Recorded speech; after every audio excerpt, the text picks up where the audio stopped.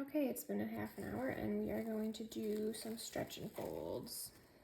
So for stretch and folds, you're just gonna put your hand on the side of your dough and stretch and fold it across the center. So I'm sliding my hand down the side, pulling and stretching across.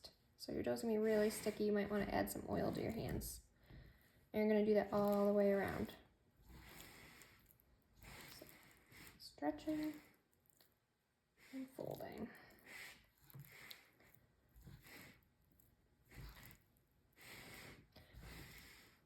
I usually do my first round and then I go back in and do a little bit of a deeper pull the second round. So I'm reaching in, pulling across, rotating my bowl as I go around. And after you're done with that, we are going to cover it again and give it another 30-minute rest. And then we will be doing coil folds.